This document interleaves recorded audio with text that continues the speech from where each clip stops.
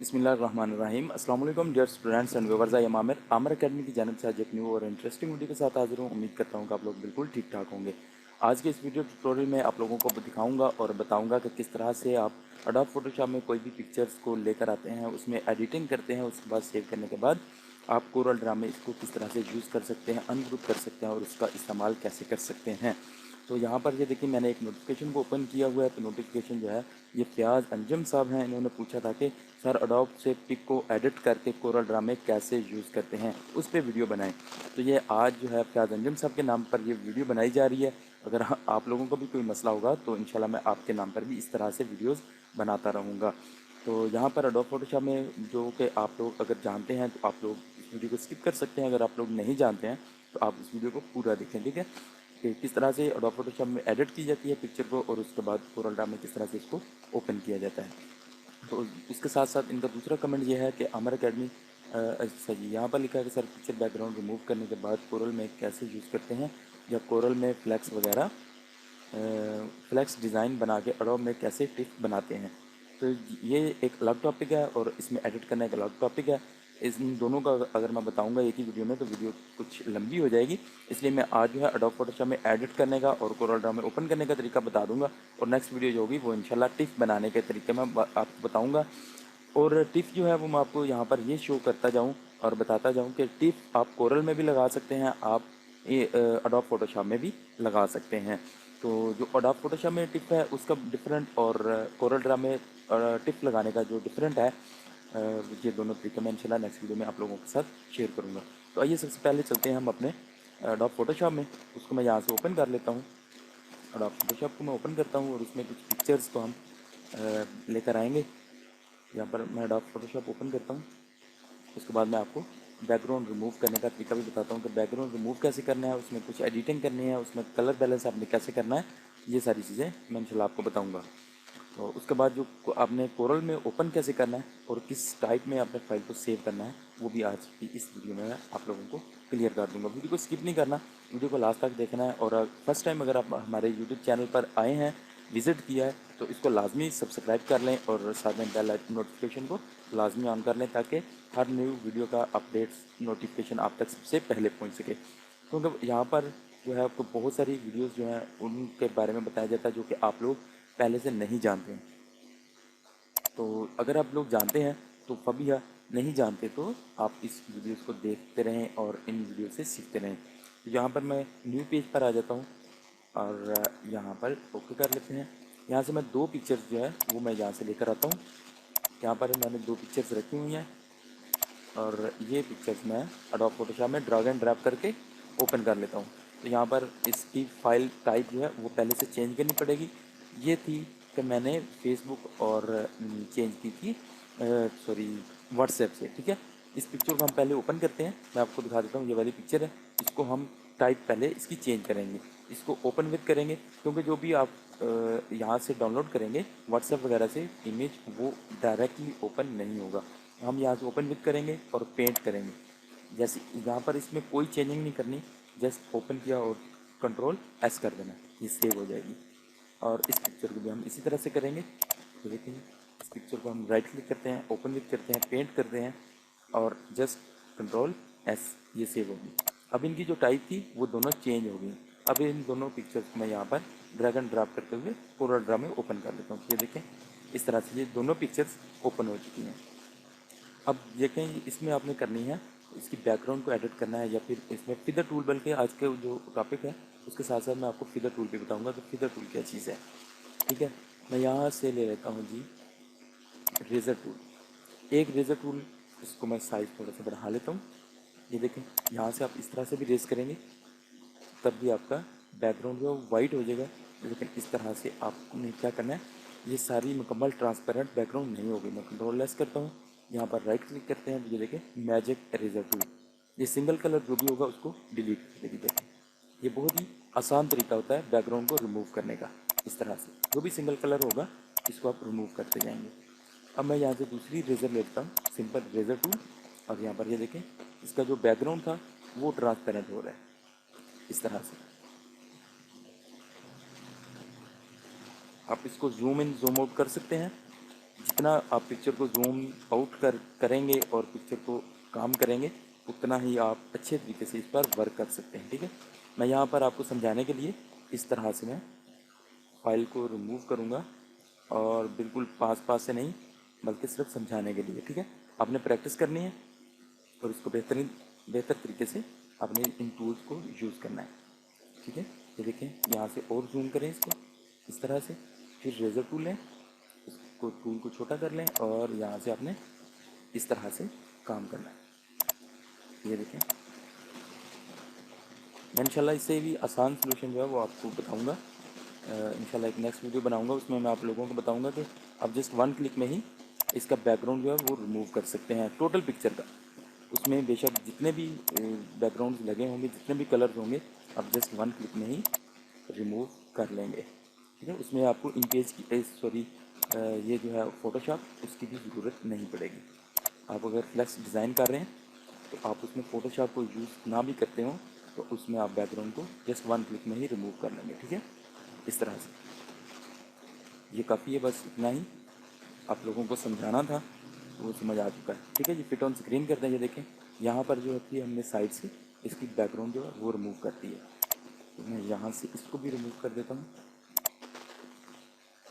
ये देखिए, यहाँ पर इस तरह से ओके हो गया। अब ये जो चीज़ है इसको भी हम रिमूव कर देते हैं। पहले इस तरह से टूल को अपने छोटा बड़ा कर लेना है। जितनी आप जल्दी से काम करेंगे उतना ही आप फाइल को ख़राब करेंगे, इसलिए आपने इजीली काम करना है और इसको जूम करके फाइल को काम करना है। ठीक है, इस तरह से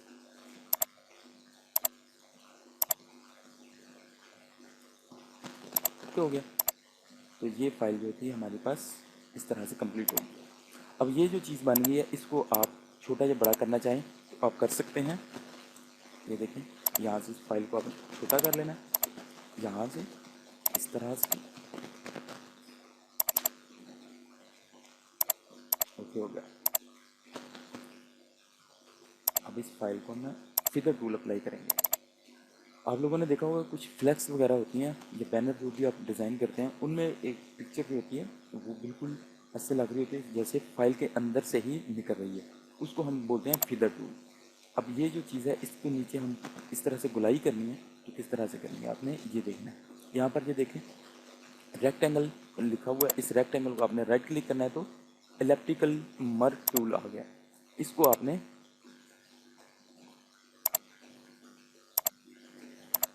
इस तरह से इस टूल को लगाना है, और यहाँ पर ये जो फिदर टूल है इसको आपने 10 पर ले जाना है। यहाँ पर ये देखिए, ये बिल्कुल शार्प नज़र आ रही है, इस तरह शार्प नहीं होनी चाहिए। ठीक है, आपने इसको क्या करना है, इसकी सेटिंग को चेंज करना है। यहाँ से कंट्रोल डी करेंगे, ये डी सेलेक्ट हो जाएगा। अब यहाँ पर आए फिदर टूल, अब 10 पहले से हमने वैल्यू लिख ली है। अब इसका सर्कल जो है वो आपने फिर से लगाना है। अब ये जो सर्कल लगा है इस पर फिगर टूल को अप्लाई करेंगे तो ये बिल्कुल सेम आ जाएगा। ये देखें, और ये देखें, यहाँ से इसकी जो एजेस थे वो स्मूथ हो चुके हैं इस तरह। अब इसकी जो भी आप चेंजिंग करना चाह रहे हैं, इसको आप फिगर टूल को बढ़ा भी सकते हैं। अब इस फिगर टूल को हम यहाँ से कर देंगे 15 कर देते हैं, और यहाँ से इस तरह से सर्कल लगा लेते हैं। सर्कल को आप सेंट्रलाइज कर लें और यहाँ से इसको अलग करें। तो ये देखें, ये चीज़ हो चुकी है। अब इसको हम कर देते हैं कंट्रोल डी, और ये जो बाकी हिस्सा बच गया, ये देखें पूरी पिक्चर उठाई जा रही है। तो हमने बाकी का क्या करना है, रेजर टूल की मदद से इसको रेज कर देना है इस तरह से। अब इसको ये देखें, सिंगल पिक्चर है ये। अब इसको आपने कर लेना सेव। मैं इससे पहले दूसरी पिक्चर को भी दिखा देता हूँ। अब ये जो पिक्चर है, इस पिक्चर को भी मैं इसी पेज पर ले आता हूँ। इसको भी हम साइज इसका छोटा कर लेते हैं। यहाँ पर इसको भी हम इसी तरह से ही फिदर टूल लगाएंगे। फिदर टूल को अप्लाई करते हैं इस तरह से, हमें इतना ही फिदर टूल इसमें अप्लाई करेंगे। हमें ये जो पिक्चर है ये चारों साइडों से ही स्मूथ चाहिए, हम चारों तरफ से इसको स्मूथ करना चाह रहे हैं। तो हमने फिदर टूल को अप्लाई किया इलेक्ट्रिकल टूल की मदद से। ये देखें, इस तरह से मैंने इस पिक्चर को अलग कर दिया। कंट्रोल डी करेंगे, रेजर टूल को सिलेक्ट करेंगे, और इस बाकी का जो एरिया होगा ये हमें नहीं चाहिए, तो हम इसको कर देंगे डिलीट। ये देखें, अब दोनों पिक्चर्स में आपको फ़र्क वाज़े नज़र आ रहा है। ये देखें, इस तरह से आप जो भी पिक्चर उठाना चाहेंगे इस तरह की आप एडिटिंग कर सकते हैं। अब इसमें इसको अपने फाइल को करना है सेव, तो फाइल के मेन्यू में जाते हैं, अब यहाँ पर सेव कर लेते हैं या फिर सेव एज भी कर सकते हैं। सेव कर लेते हैं, सेव डेस्कटॉप पर कर लेते हैं, कोई भी रीनेम इसको पेज दे देते हैं। तो मैं यहाँ से यामल ऐड कर देता हूँ। ठीक है, मैंने इसको सेव कर दिया और यहाँ से इसको बंद कर दिया। और यहाँ पर जो है कि हमारे पास वो फाइल है वो ये आ चुकी है कि ये आ गई है फाइल। ओके हो गया, ये फाइल हमारे पास आ चुकी है। अब हम आ जाते हैं कोरल ड्रा में। कोरल ड्रा को ओपन करते हैं। मेरे पास X3 वर्जन है, आप जो भी यूज़ कर रहे हैं उसमें बिल्कुल सेम ही सारी फाइल्स होंगी। ठीक है, आप जो भी यूज़ करेंगे सेम चीज़ आएगी। अब मैं यहाँ से कोई भी पिक्चर लगा लेता हूँ और साइज़ लगा लेता हूँ 4.2 2.4। ये आपके थंबनेल का साइज़ होता है। ठीक है, जो एग्जैक्ट बिल्कुल आपके जो यूट्यूब पर जो आप थंबनेल लगा रहे हैं, जैसे कि मेरी वीडियो पर आपने देखा होगा अक्सर जो भी थंबनेल लगा होता है वो मैं कोरल ड्रा में बनाता हूँ और इसी तरह इसको सेव करता हूँ। अब मैं वही फाइल जो थी सेम पिक्चर्स वाली वो यहाँ पर ड्रैग एंड ड्रॉप करते हुए ये मैंने यहाँ पर ले आया। अब जिस तरह हमने फिगर टूल जो भी अप्लाई किया था वो सेम चीज़ यहाँ पर आ चुकी है और यहाँ से सिर्फ आपने अनग्रुप करना है। ठीक है, इसको अनग्रुप करेंगे तो ये चीज़ें अलग अलग हो जाएंगी। अब यहाँ पर ये देखेंगे, इस पर दो चीज़ें हैं। यहाँ से मैं एक लाइन लगा देता हूँ इस तरह से, और इनमें हम कलर सेलेक्ट कर देते हैं। इसमें ये वाला कलर कर देते हैं और इसमें ये वाला कलर, और इस लाइन को हम आउटलाइन ख़त्म कर देंगे और इसकी भी इस तरह से कर देंगे। अब ये वाली पिक्चर जो है इसको हम शिफ्ट पेज अप कर देंगे और इसको भी शिफ्ट पेज अप कर देंगे। ये देखें, ये चीज़ जो थी ये हमारे चारों तरफ से ही कोने इस तरह से आ रहे हैं और ये जो थी सिर्फ सेंटर से आ रही है। इनको मैं डिलीट करता हूँ और मैं आप लोगों को कलर देकर दिखा देता हूँ। ये देखें, ये कलर है, इस तरह से कोई भी कलर लगाएंगे इस तरह से ये कलर आ जाए। इसको मैं जूम कर देता हूँ।